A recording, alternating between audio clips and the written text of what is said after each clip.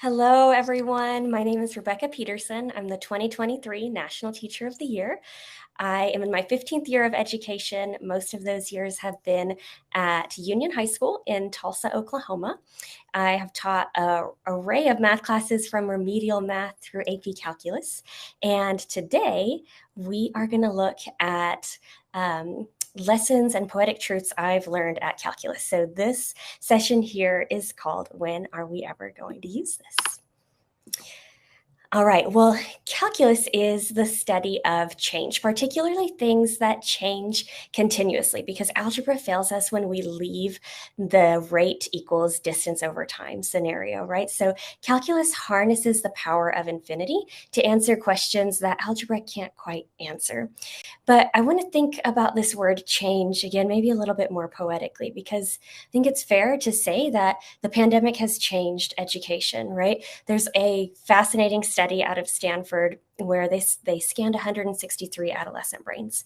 And they found that these brains are scanning post-pandemic the same way that pre-pandemic brains only scanned had they undergone some kind of abuse, neglect, or trauma. And so that's really sobering news for us as educators, right? Because it's very clear that our students and quite frankly, adults also, we've changed, right? And so I want to look at what does calculus have to teach us about change? Well, there are three main characters in the story of calculus, and there are two branches, differential, which studies derivatives, and integral calculus, which studies integrals. But neither can really exist without limits. And so I like to say limits are sort of the unsung heroes of calculus. And so that's where our story begins. And I'd like to also say that this presentation does not assume any previous knowledge of calculus, but it does assume that you're willing to learn a little bit of calculus with me. All right, so limits really, they are concerned with this question of what happens as we get really, really, really close, infinitesimally close to our point of interest. Okay, and because we mathematicians like to use nomenclature that kind of makes sense to us, this infinitesimally close space is called a neighborhood, right? And so calculus is concerned about what's happening around the point of interest in this, quote, neighborhood. Let's compare that with algebra, right? So in algebra, we teach our students about functions, and these are relationships that have one and only one output for every single input. In other words, a question we might ask in algebra is, what is y when x is 1? So if this orange graph here represents our function, let's call it f of x, then a typical question we might ask in algebra is, what is f of 1? Because in algebra, again, we're concerned with that one and only one output for every single input. Well, in this case, f of 1 would be that y value of -1. But in calculus, we use limits to look around the x value of interest. And this notation can be spoken as the limit as x approaches 1 of f of x. In other words, what y value do we get closer and closer and closer to as we zoom in on x equals 1? And is that the same y value from both the left and the right, right? What are we getting really, really close to? What y value? And so for this particular function, the answer is 3, right? Because both from the left and the right, we get closer and closer to this y value of 3. Did I quote reach 3? No. But did all signs point to the fact that I would? Yeah. And so I don't know about you, but I have sometimes said things like, this kid is so lazy. He keeps putting his head down during the lesson, or she's so defiant. She's cheating on my tests. I don't know how she's cheating, but I know she's cheating. Or they're just trouble, man. They cuss me out for no reason. And sometimes I take an algebraic point of view. I look at that one and only one output. And I base a kid based off that interaction. And so what limits have taught me is maybe I shouldn't take such an algebraic viewpoint, right? Maybe how I view a student is based on more than just one moment in time. Sometimes I can take a more calculus perspective And I can say, well, what if there are more than that one moment? And what if I get to be the one to help recognize that, right? And sometimes I can actually do what limits have taught me to do, and that's to look around the situation, to look at the storyline, right? What happened before and what happened after this interaction? Maybe he's not lazy. Maybe he's had to sleep in his car all week, and that's why he's putting his head down. Or maybe she's not defiant. Maybe she cheated because if she doesn't bring home an A, she'll suffer the wrath of her father. Or maybe they're not trouble. Maybe they just haven't been held accountable in a math class in a while, right? And they're taking it out on me. And so, what limits have taught me, more poetically, is they teach us to have grace for others and for ourselves. Limits remind us that we are more than one mistake, we are more than one accomplishment. Limits show us to look at the storyline. What happened before? What happened after? What's going around in that neighborhood of that student's life? And so I want to synthesize a little bit. And since this is virtual, we're going to keep going. But if you want to take a picture and maybe talk about this afterwards, we sure can. But the synthesis I want you to think about is, can you imagine a student whose story changed the way you interacted with them? And how did that empower the student? How did that empower you?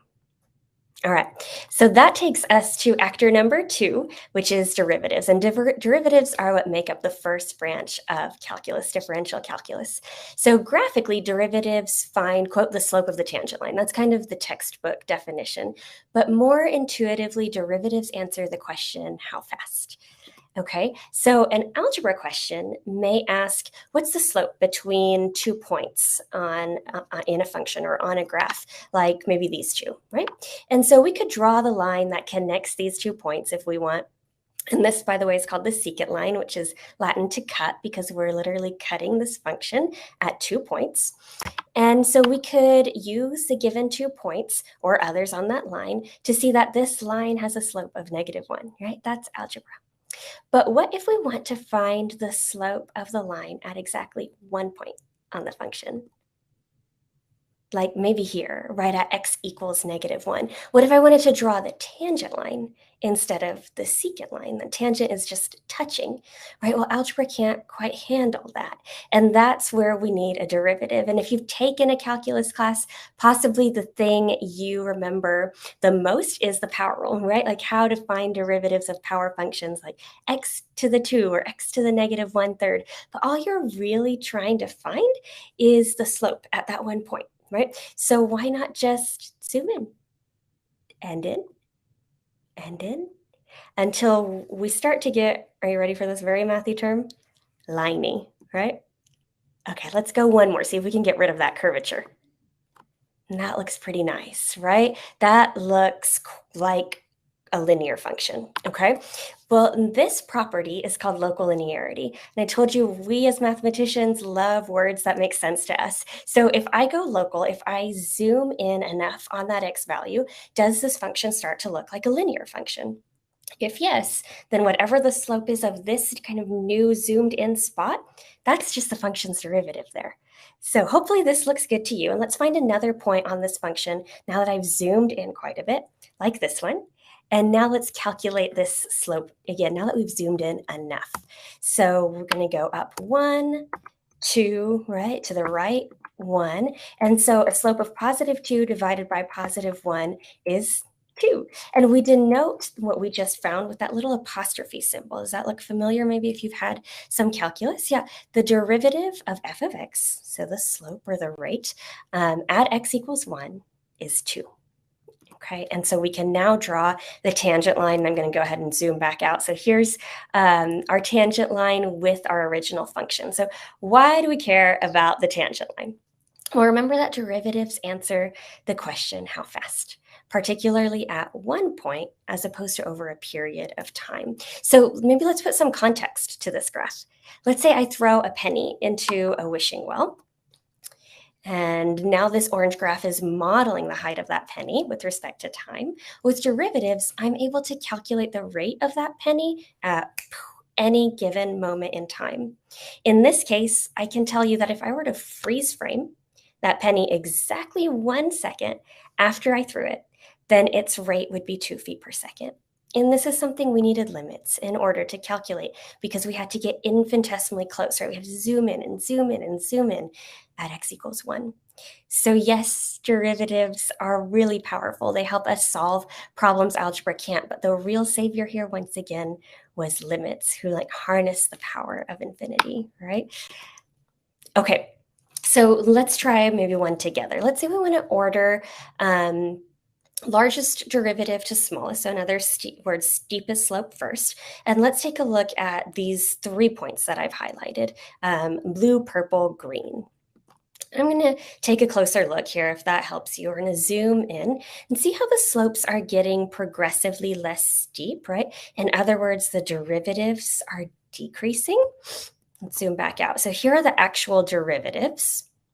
Those are the slopes. So here's what I want to look at. Notice that as we're getting closer and closer to that maximum, to that peak, right, our derivatives are getting smaller and smaller. And remember, the question that derivatives answer is how fast. So as we're approaching that maximum, we're slowing down. And isn't that just kind of a microcosm of how life works, right? In our highest highs and our lowest lows, things seem to move slower. And as we approach the peak, that relative maximum, the slopes get smaller. In other words, we start to slow down.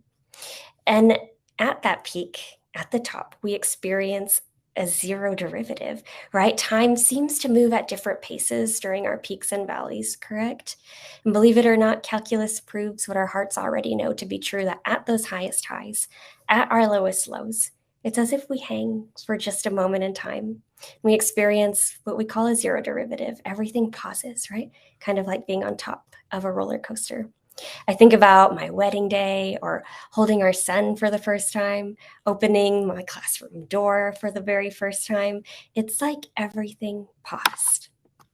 And think about our own annual orbit around the sun. Think about how those days in the winter are not only so short, but the change is so very gradual.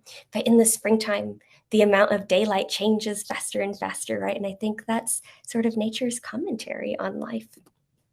I want to come back to this idea of local linearity. So I'll often start this calculus unit by asking my students, what kind of graph have I graphed on the screen, right? And we haven't gone through all of this zooming in, zooming out quite yet. And so my hope is they'll say something like, maybe y equals about 3.8, or perhaps a linear function with slope 0, right?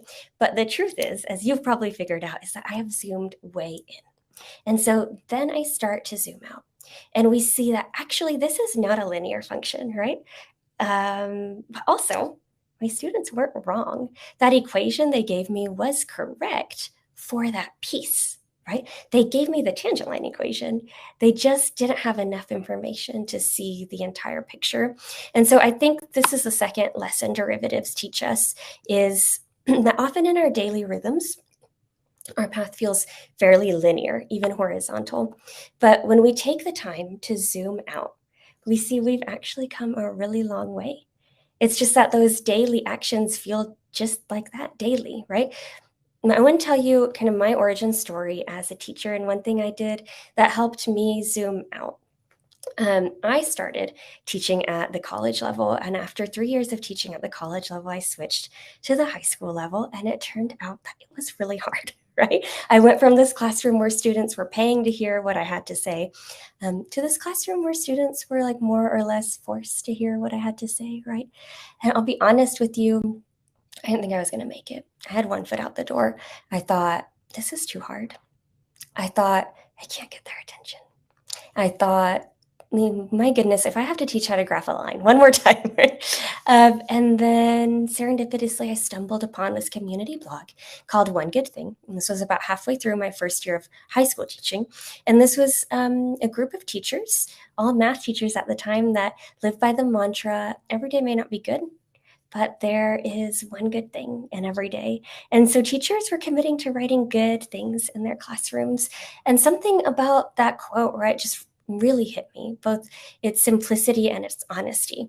It didn't ignore the difficulties of my job, but it did insist on taking ownership of my day.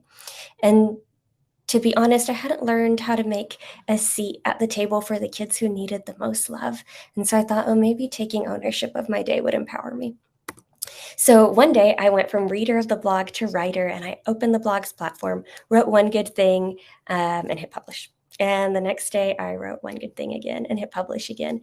And I kept going and going and going and going. I was the one overly committed educator on this blog that just kept writing and writing. Every single day I had students in the classroom, I wrote something good from the classroom. And after a decade of writing good things, I had written 1,400 posts. And at first, I really didn't see the kind of power that this intentional reflection and gratitude was having, right? At first, I was in a really reactive frame of mind. I would stare at the screen and just kind of mentally go through my day until I could think of something kind of sort of halfway good, right? And then at some point, things shifted. And instead of reactively noticing things after my day, I would start to actively notice good things throughout my day. My brain would be like, oh, right there, one good thing, Tyler asked you to come to his baseball game, right? Or one good thing right there, Maggie helped her partner today. These were not big things, but my brain was starting to capture those beautiful everyday moments that make life, full and beautiful. And what happened was my brain went from reactive to active, searching for the good.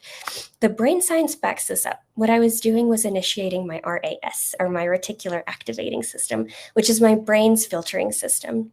The more I focused on the good, the part of my brain that noticed the good and that filtered the good expanded, which allowed me to see even more good.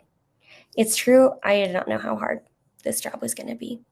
It's also true that I didn't know how good it was going to be. At one point, I hit another turning point, and instead of actively noticing the good throughout my day, I started to want to proactively be the good in the day. I wanted to be that one good thing. I wanted to make sure there was a seat at the table for each and every kid.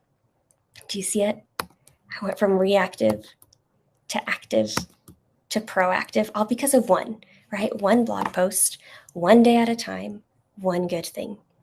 If we increase by just 1% every day, here's what the math tells us. It's going to feel really slow at first, right? It feels actually like we are not moving at all. But if we keep at it and keep at it, we find we're actually growing exponentially. In calculus, we say that both the first and second derivatives of this function are positive. The first derivative is positive because the function's increasing, right? This graph is going up. But the second is also positive because those rates, or those black little slopes, are also increasing. We're increasing at an increasing rate.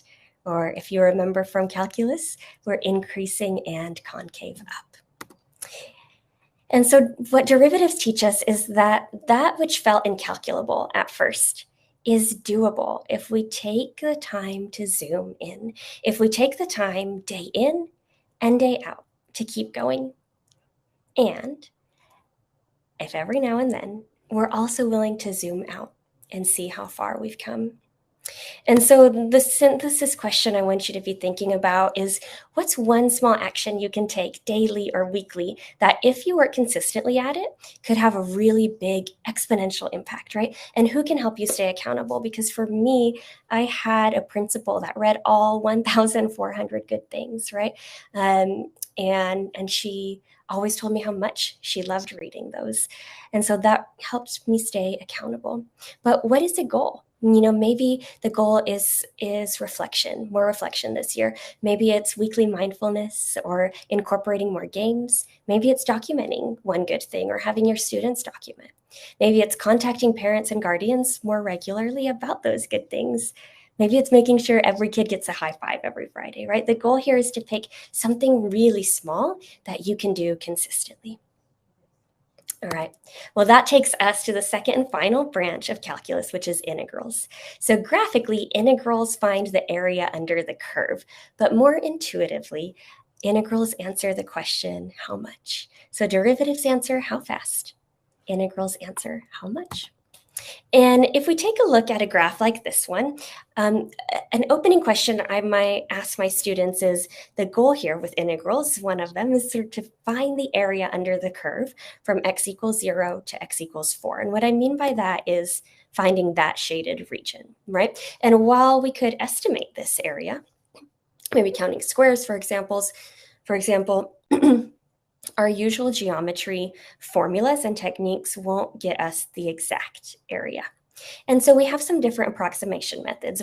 And one we may use is starting with rectangles, right? And since I'm going from x equals 0 to 4 here on the x-axis, I went ahead and started with 4 rectangles of equal bases, right? And I used the y values from the midpoint of each subinterval, which seems to give, it's a decent approximation, right? But what do you think? How could we make it better? How could I get a better approximation for the actual area, this one, right? While still using this kind of same approximation method.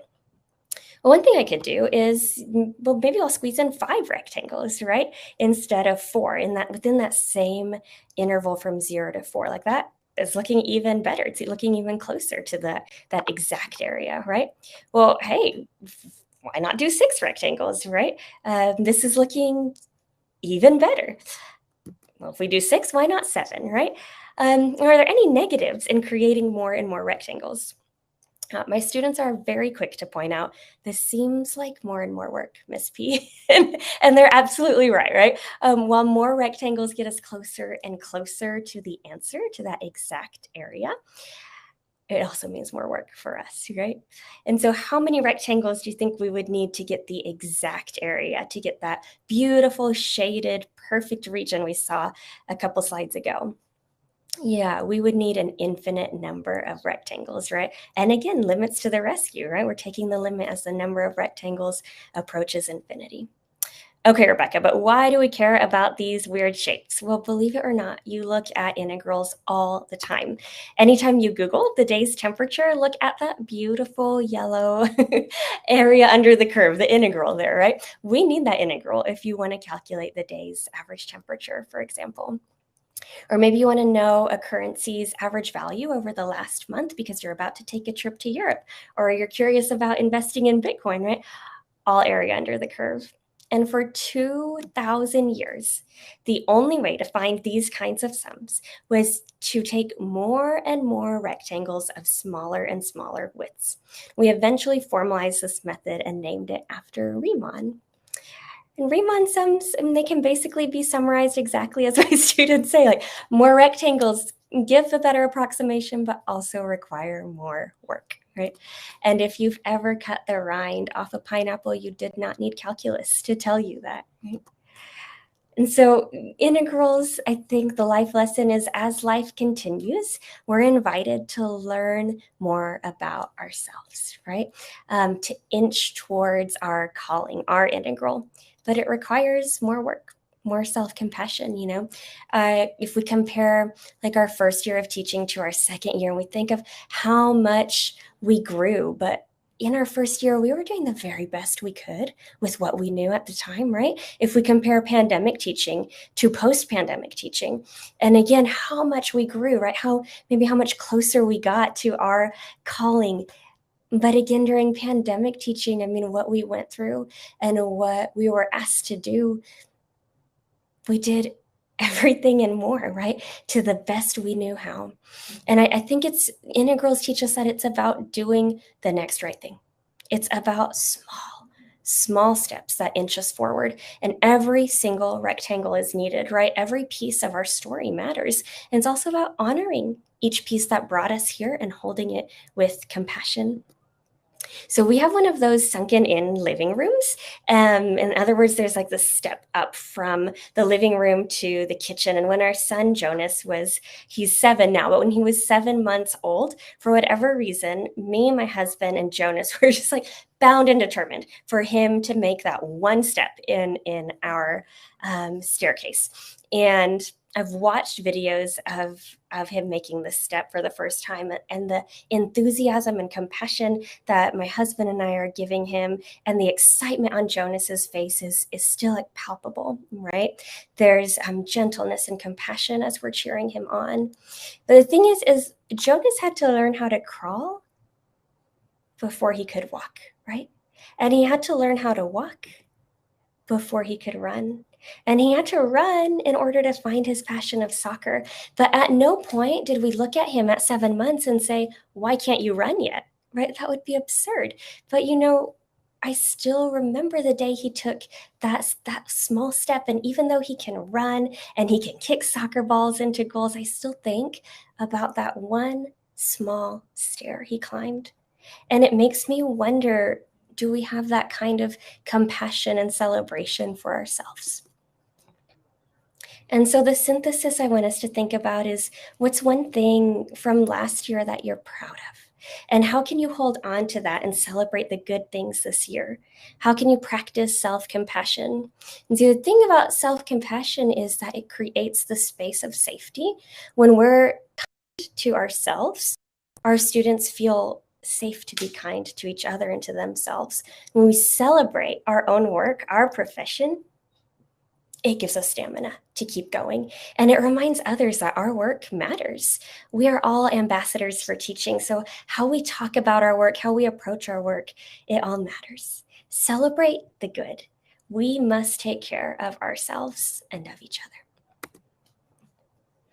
And so this leads us to the fundamental theorem of calculus, or FTC, as we call it in class. And roughly speaking, the derivative again tells you how fast something is changing, and the integral tells you how much it's accumulating. And now I want to read you a quote from one of my very favorite modern mathematicians, Stephen Strogatz. He says, yet, in a twist straight out of a Dickens novel, they, the derivative and the integral, have turned out to be blood relatives, though it took almost 2 millennia to see the family resemblance. It turns out that this idea of finding total accumulations of integrals is tied to the idea of analyzing the rate of change at each infinitesimally small moment in time. It turns out that the infinite sums, the infinitely large, depend on the infinitely small. It turns out that if you want to zoom out to understand the large scale, it's best to first zoom in to understand the small scale. And this idea of learning the small to understand the large is not just how we solve calculus problems, it's how we teach, right? We differentiate, we zoom in, we learn each learner's story moment by moment, and then we integrate. We come together or accumulate and connect as a community, knowing we belong to each other. When we hold space for our students' voices, we're empowered to elevate their rich and complex stories. And then they feel empowered to advocate for themselves because they feel known, seen, and heard. These are each of my students' fingerprints over the last 3 school years, a continual visual reminder for me and hopefully for them as well, that they leave both a literal and figurative mark in my classroom and in my heart.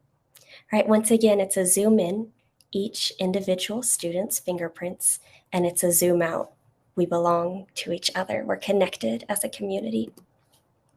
So we started by defining calculus as a study of change, and so it feels only right that our last project in calculus deals with how we cope with change. Our final project is called Create and Serve, and that's exactly the directions, right? Go create something, and then go serve someone. Because I think the only constant in life is change, right? And so how we deal with change is very important, and I think calculus tells us how, right? We zoom in first, and then we zoom out.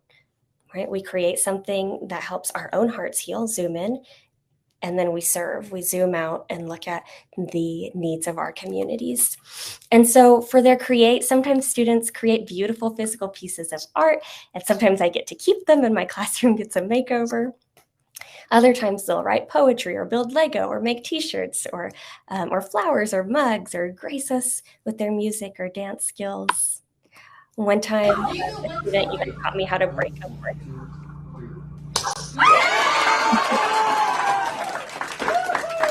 And you can see us kind of sitting in a circle there, right? And so we sit in this circle, we share our creates, and then I say, now that you've zoomed in, you've tapped into your own heart and created something that's unique to you, zoom out and see what breaks your heart and find a way to serve. And these are some examples that they've done. And we sit in this circle and each student shares how they've served their family or their community. And you'll see like nothing's big, right? But also nothing's the same. And I think that's exactly how we change our world. We tap in and we tap out. To me, there's just something rhythmic and meditative about mathematics, right? It transports us, much like reading a book transports us.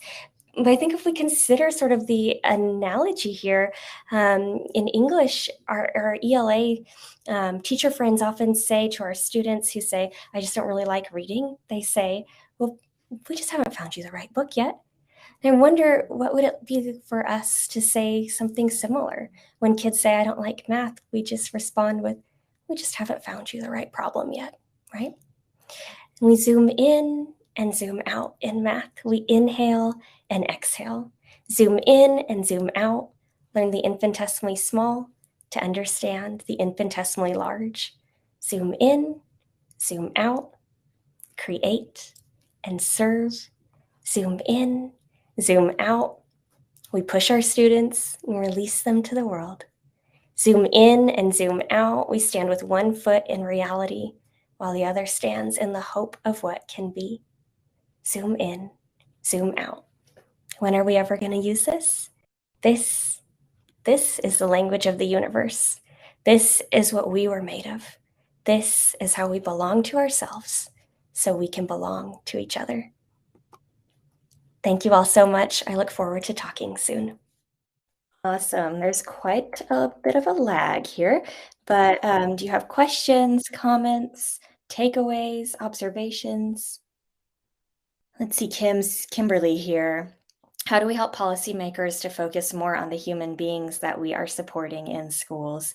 Yeah, that is a great question and one I'm still trying to figure out myself. But I think one thing I'm learning about policymakers is very similar to the connections I've made as a teacher, and that for my students and for their families, it is so important for me to learn about them.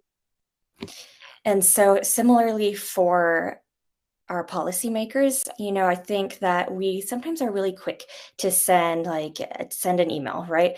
And we've learned though in the classroom how important it is to build those relationships. And so I'm learning that if I am brave enough to send that email, I hope that I'm also like gentle enough to invite that policymaker to have a conversation one-on-one. I think that learning our stories, right? I think it was Mother Teresa that said, like, there isn't anyone you can't love if you don't know their story. And we know that as teachers, but I think that also extends to building relationships with legislators, with policymakers.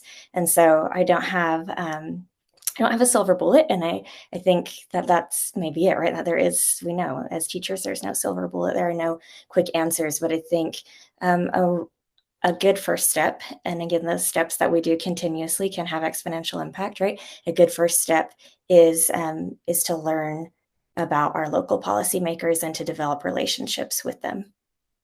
Yeah, so Dr. Biddle asked, will you share with the group some of your first steps to create community in your classroom? So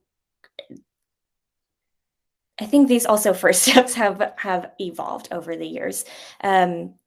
As I've grown as an educator, I sort of in the beginning of school, sort of abandon your usual like first day of school procedures, and I just sort of share my story. I'm an immigrant. I'm a first generation American.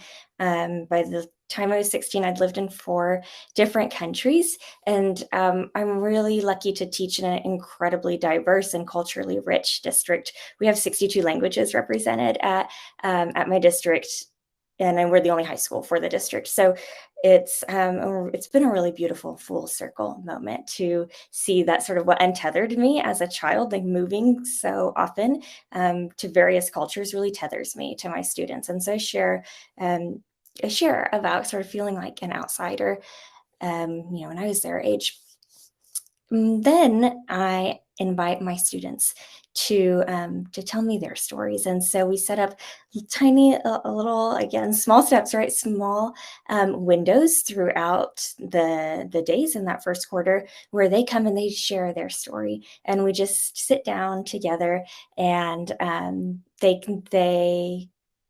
can tell me kind of like whatever they want about themselves, about their pets or their families, or how they feel about math or their jobs, their activities, and where what they want to do post graduation, and I just listen, because kids spell love Time, and it's just amazing what happens when we give our time to our students. And it takes pretty much the first quarter, maybe even a little bit more, to sit with all my learners. But once we've differentiated like that, right? Once I've held each learner's stories moment by moment, then we can integrate, we can come together and accumulate. And there is just this palpable shift in the classroom where we see that everyone is in, everyone belongs, everyone has a seat at the table. And that's obviously not the only way to kind of zoom in and zoom out, right? To differentiate and integrate. But this idea of learning our students' stories, it's just so central to my teaching philosophy that we have to capture the heart before we can capture the mind. But once I have that trust with my students, then I'm really able to push them mathematically, right? And you can see that through their AP calculus exam scores. We have the qualitative outcomes, certainly, that I can feel, we can see, but we have the quantitative outcomes as well. Which I think as mathematicians we all appreciate. So yeah, it's about learning student stories. Well, it's been so lovely to share this time with you. I'm going to drop my email in the chat again. If you'd like to connect, I'd love to hear from you all.